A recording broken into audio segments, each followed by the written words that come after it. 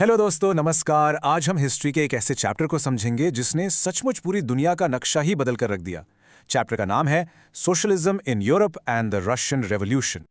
चलिए, इस सफर की शुरुआत एक सिंपल से सवाल से करते हैं। क्या एक आइडिया, सिर्फ एक सोच, इतनी ताकतवर हो सकती है कि वो एक विशाल साम्राज्य को, एक माइटी एम्पायर को जड़ से ही उखाड़ दे? इस एक्सप्लेनर के अंत तक आई प्रॉमिस आपको इसका जवाब जरूर मिल जाएगा।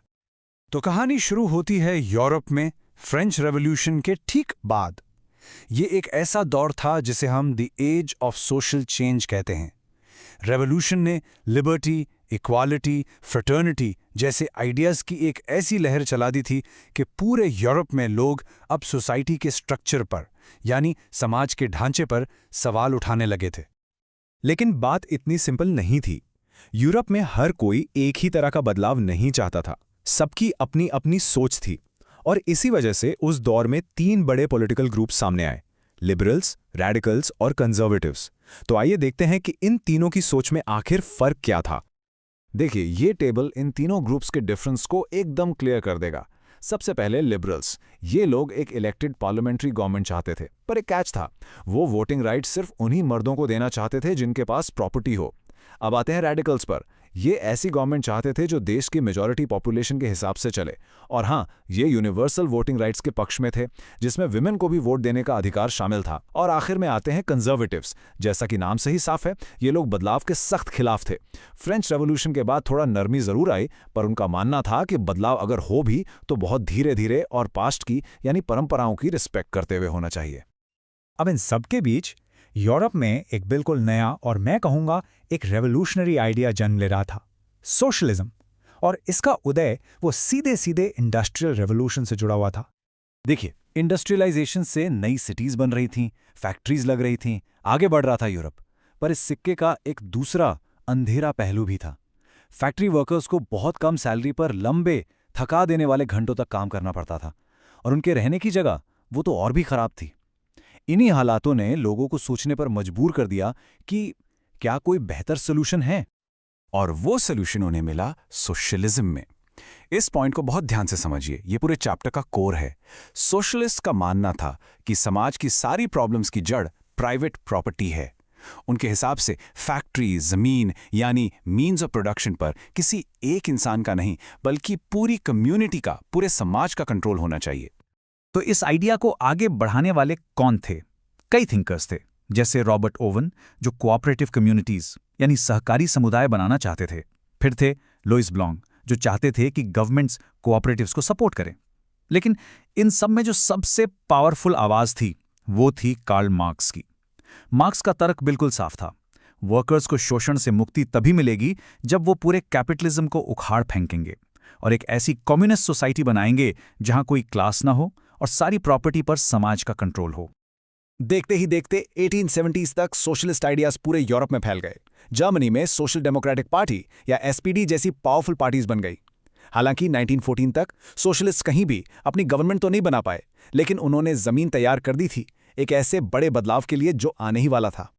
तो चलिए, अब हम अपना फोकस यूरोप से शिफ्ट करके सीधे रशिया पर लाते हैं। एक ऐसा साम्राज्य जो 1914 में सचमुच एक पाउडर केग यानी बारूद के ढेर पर बैठा था। उस समय रशिया पर जार निकोलस सेकंड का शासन था, और ये एक ऑटोक्रेसी थी, यानी ऐसी तानाशाही जहां सारी पावर एक ही व्यक्ति के हाथ में हो। आप एक नंबर से रशिया की पूरी कहानी समझ सकते हैं: 85%। जी हां, रशिया की लगभग 85% आबादी एग्रीकल्चर यानी खेती बाड़ी से जुड़ी हुई थी। ये आंकड़ा यूरोप के बाकी देशों से बहुत ज्यादा था। इससे साफ पता चलता है कि रशिया इंडस्ट्रियल नहीं, बल्कि एक एग्रीकल्चरल इकोनॉमी था। हाँ, सेंट पीटर्सबर्ग और मॉस्को जैसे कुछ शहरों में इंडस्ट्री धीरे धीरे डेवलप हो रही थी, लेकिन जहां इंडस्ट्री थी वहां वर्कर्स की हालत बहुत खराब थी। ज्यादातर इंडस्ट्री प्राइवेट थी और इन फैक्ट्रीज में वर्कर्स का जमकर शोषण होता था। और उनके रहने की जगह वो आप देख ही सकते हैं, ऐसे भीड़ भरे डॉर्मेटोरीज में वो रहते थे। उनसे दिन में 12 से 15 घंटे काम लिया जाता। सैलरी बहुत कम थी और उनके पास कोई राइट्स नहीं थे। नेचुरली वर्कर्स के बीच गुस्सा बढ़ रहा था और वो अक्सर स्ट्राइक्स यानी हड़ताल करते रहते थे। ऐसे ही माहौल में रशिया में सोशलिस्ट आइडियाज छुपके छुपके अपनी जगह बना रहे थे। सबसे पहले ये जान लीजिए कि 1914 से पहले रशिया में सभी पॉलिटिकल पार्टीज इलीगल थीं।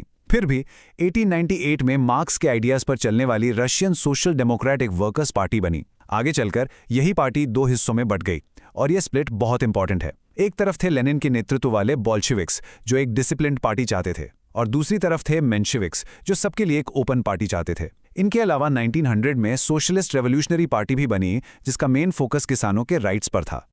अब हम बात करेंगे उस घटना की जिसे अक्सर 1917 की मेन रेवोल्यूशन का ड्रेस रिहर्सल कहा जाता है। ये था द 1905 रेवोल्यूशन, एक ऐसी घटना जिसने पूरे रशियन एम्पायर को हिलाकर रख दिया। तो ये आग भड़की कैसे? चलिए टाइमलाइन से समझते हैं। सब कुछ शुरू हुआ 1904 में, जो रशियन वर्कर्स के लिए बहुत मुश्किल साल था। ज़रूरी चीज़ों के दाम इतने बढ़ गए कि उनकी असली तनख्वाह यानी रियल वेजेस 20% तक गिर गईं।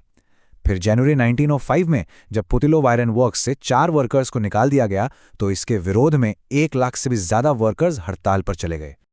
यही वर्कर्स फादर गपॉन के नेतृत्व में एक शांतिपूर्ण जुलूस, एक पीसफुल प्रोसेशन निकालते हुए जार के विंटर पैलेस की तरफ बढ़े। उनकी कुछ मांगे थी, लेकिन वहां उनका स्वागत गोलियों से हुआ। उन पर पुलिस और कॉसैक्स ने हमला कर दिया। इस घटना में 100 से ज्यादा वर्कर्स मारे गए। इतिहास में यह दिन ब्लडी संडे के नाम से जाना जाता है और इसी ने 1905 के रेवोल्यूशन की चिंगारी को आग में बदल दिया। रेवोल्यूशन के बढ़ते दबाव को देखते हुए चार निकोलस II ने एक चाल चली। उसने एक चुनी हुई पार्लियामेंट, जिसे दूमा कहते हैं, बनाने की परमिशन दे दी। लोगों को लगा कि उनकी जीत हुई, पर जार अपनी पावर कम नहीं करना चाहता था। उसने क्या किया?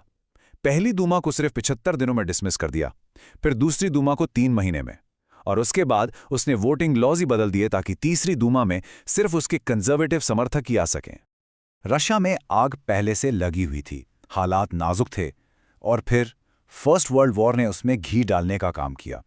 इस वॉर ने रशियन एम्पायर की नींव को पूरी तरह से खोखला कर दिया। तो 1914 में सीन क्या था? यूरोप बेसिकली 2 टीम्स में बंट गया था। एक तरफ थी सेंट्रल पावर्स, जिनमें जर्मनी, ऑस्ट्रिया हंगरी और टर्की थे, और दूसरी टीम थी एंटेंटे पावर्स, जिसमें फ्रांस, ब्रिटेन और रशिया शामिल थे।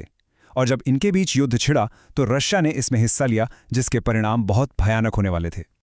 तो अब सवाल ये उठता है, एक तरफ देश एक तबाह करने वाले युद्ध में फंसा हुआ था, दूसरी तरफ ज़ार अपनी पावर शेयर करने को बिल्कुल तैयार नहीं था।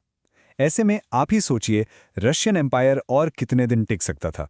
इसका जवाब हम इस चैप्टर के अगले हिस्से में जानेंगे।